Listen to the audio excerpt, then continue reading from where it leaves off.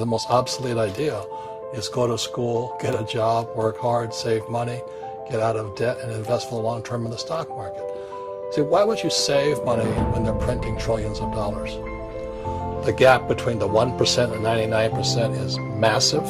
You see, it's not just money. But you have to step back and look at the bigger picture. So what do you do? In every one of us is a poor person. There's still a poor person inside me. There's also a middle class person. And the middle class person wants security. They want that steady paycheck. And that is a rich person. And they're all inside of us except that it's not taught. You're taught to go to school, get a job, and get a paycheck. You're not taught how to get rich. If you read Rich Dad, Poor Dad, my rich dad refused to pay me. He said the paycheck was one of the most damaging things you could take in your life. He says the moment you take a paycheck, you're an employee. And that's the mindset. So my rich dad never paid me. He drove my poor dad, government employee, nuts. You gotta pay people, you gotta pay people. And Rich Dad was not saying that the paycheck was bad. He says he didn't want to be a slave to money. So as an entrepreneur, if Rich Dad folded, I just started another company. I don't need a paycheck. I don't need anybody to take care of me. If my government doesn't like me, I move to another country because they need entrepreneurs. Mm-hmm. So the entrepreneur is not so much the business. The entrepreneur is really the mindset and the skill sets and the different set of rules. You see, I don't operate, small business does not operate in the same rules as big business. Entrepreneur is a mindset first, a skill set, and rules. And depending upon whether you're an employee or a small business, mm-hmm. the rules are different. The mindsets are different, the skill sets are different. Instead of get out of debt, I get into debt. I just refinanced $300 million in debt. I went from 5% to 2.5% interest. I made a fortune. Every month, more money comes in because my cost of money has gone down. So while some financial experts are saying get out of debt, I'm saying learn how to use debt. See, when I came back from in Vietnam in January of '73, the first thing my rich dad said to me was go to school to learn how to invest in real estate. It wasn't real estate, it was how to use debt and taxes. Debt and taxes make the rich richer. Debt and taxes make the poor, middle class, poor. So all the rich guys who are doctors or lawyers or, those guys, they're getting creamed. They don't know why. Doctors are getting creamed. Oh yeah, they're making more money, but the take home is less. Sure. My doctor just yelled at me. He's happy. He says, "Oh, guess what? I finally made $1 million." And I said, "Yeah, this was just 3 weeks ago." And so I said, "Yeah, well, how much you pay in tax?" He says, $750,000 in taxes. So his net was about $400,000. That's not bad. But when I make $1 million, I keep $1 million. And the reason is because I don't make it by working for money. See, if you work for money, you're taxed. So that's why lesson number 1 in Rich Dad, Poor Dad is the rich don't work for money. What we do instead is we create businesses as entrepreneurs. We acquire real estate. I don't invest in the stock market. Okay? So the reason is because as entrepreneurs, I have more control over my income, how much I make, and how much I pay in taxes. And because I'm an entrepreneur as well as an investor in real estate, I pay 0 tax. So every time I make, let's say, $1 million as an entrepreneur, I immediately invested in real estate. I have a 4-to-1 step up. So I put $1 million in real estate. I get $4 million from the bank. That's why I love banks. But the banks are screwing everybody else. Terrible, but it's good for me.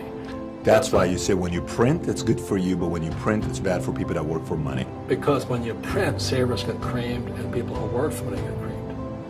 When they print, debtors get rich. You see, debt and taxes make the rich richer, and debt and taxes make the poor middle class poorer. So when we have obsolete ideas, we get obsolete results.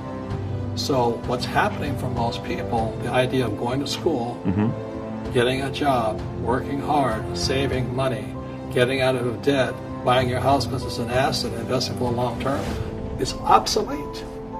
The world has changed. The world changed in 1971 when President Nixon took us off the gold standard and money became debt. Today, the banks are charging you interest to save money. In other words, the banks don't want your money because they've printed too much of it. And that's why there's this bubbles in stocks and bubbles in real estate and all this. People are dumping the cash. Because as I've said in here, savers are losers and cash is trash. And yet people, well, I want a high-paying job. Well, that's an obsolete idea. Get out of debt is an obsolete idea. You should learn how to get into debt, how to use debt to get rich, and they'll never teach you about taxes. The reason the 1% is way up here and the 99% are going this way is because when you print money, two things happen: inflation and taxes. It's crushing them. And any entrepreneur thinks, I'm just going to make money, I'm going to start a business and make a lot of money because of what we talk about. They really have got to smell the roses, man. You know, that's not what the real entrepreneurs are doing. Most entrepreneurs, there's 28 million small business owners in America.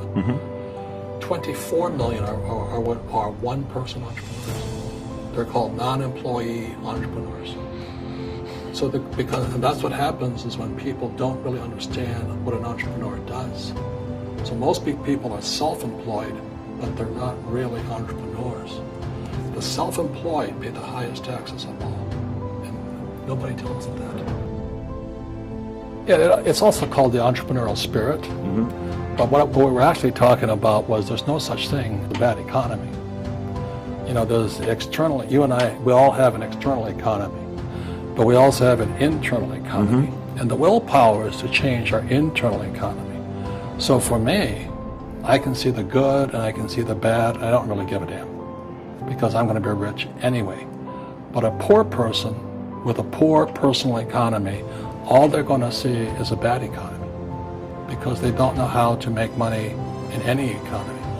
And a middle-class person, they have a middle-class economy. You know, what they want is a nice house and a steady paycheck and the job and the car. And so when you take their job away, to them, that's disaster. Well, since an entrepreneur doesn't have a job anyway, it's no big deal.